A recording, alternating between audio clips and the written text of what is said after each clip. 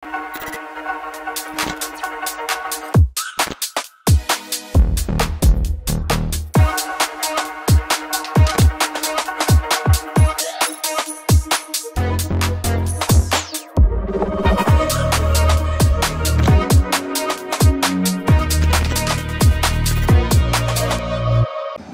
zápasem se oba trenéři velmi vehementně objali. Hodně si povídali, měli si jistě co říci, aby ne. Oba jsou velmi mladí, progresivní trenéři, budoucnost České ligy. Uvidíme, kdo z nich bude spokojený. Šejč má čas na centr a zase to kroutil dobře. Ještě je tam dorážka. A další volba, která nekončí kolem. Od koho si se to odrazilo? Pardubice mají opět nabito. Ještě jednou, po čtvrté. Famózní zákrok nebo tyčka. Něco to bylo, ale gól ne. Zákrok Počkovského, řekl bych. Ale co teď přežili? Už byl pod tlakem dvou hráčů, přesto Preissler, jeho padající balon, další velká šance. Patrák. Eldar Šehič srovnal si to na levačku, jeho dobrý centr. Na zadní tyči ještě Vojtěch Sichra. Hledá, komu by přihrál Kamil Vacek. Pardubice nedávají gól, ještě jedna rána, ani Tánek. Položení Frýdkovo. Zlatohlávek. Sichra mu startuje. A Sichra je v pokutovém území. Srovnal si to Sichra. Propálil, dává gól.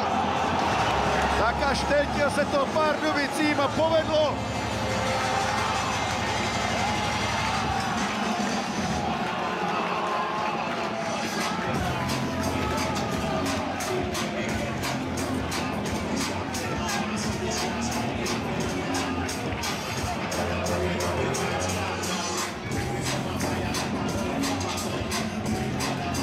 Když to nejde hezky, půjde to trochu ošklivěji. Pardubice měli několik 100%, které nevyužili. Počkejme si. Ne, ani náhodou. Ani náhodou. Sichra si to skvěle pohlídal. O offside se nejednalo. Už jsem ho chtěl trochu kárat, že to prováhal. No, on to také prováhal, o tom žádná, ale Mikula tenhle obranný zákrok nezvládl. K jeho kreditu ale připišme, že to je ohromně složité. Ještě vám to zvedl golman podle všeho. Ne, tam už neuděláte vůbec nic. Já bych spíš asi trochu peskoval Kajonda.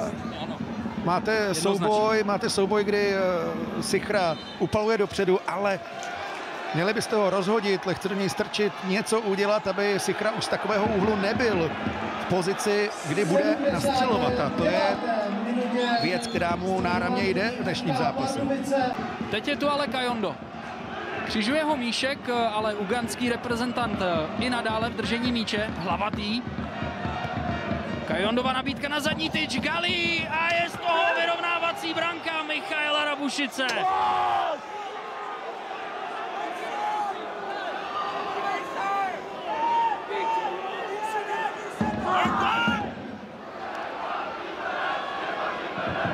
Bude se to taky zase zkoumat, případné offsideové postavení, ale souboj pragólu pokračuje.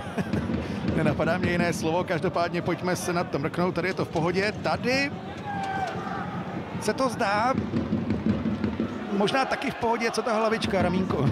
Levé rameno, hlava možná. Každopádně kredit Rabušicovi, jak to dohrál.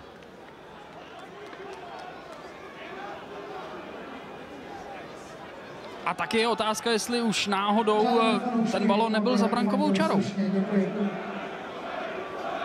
Spíše asi ne, spíše opravdu Rabušic hrál. Ještě před čarou, ale další ohromně těsná situace. To už by při Pardubicích opravdu stáli všichni svatí.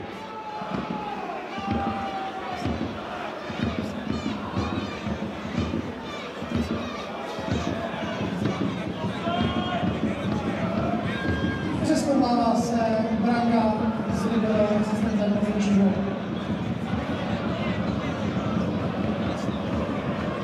Rabušic číhá na svůj 58. ligový gól.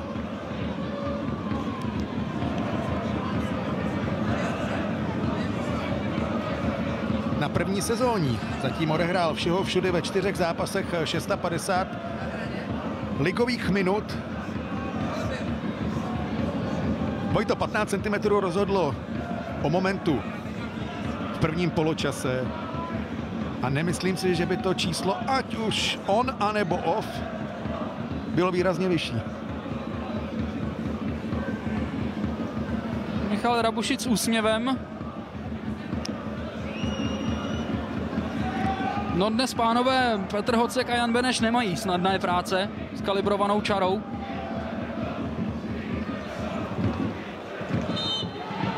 Branka uznána. Michal Rabušic oficiálně tedy to můžeme říci srovnává na 1-1 a pardubičtí se nadřeli, chce se mi říci, úplně zbytečně.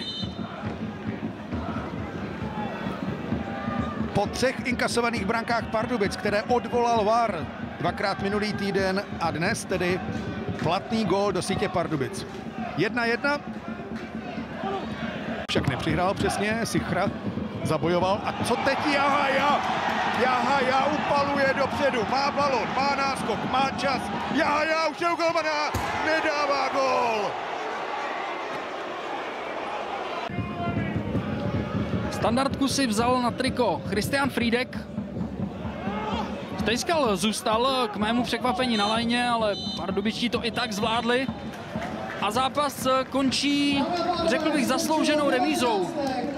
Velmi vyrovnané utkání, bylo na malou chvíli nakloněno na stranu Pardubic, ale vedení netrvalo dlouho. 2 minutky a Rabušic srovnal, dělba bodů.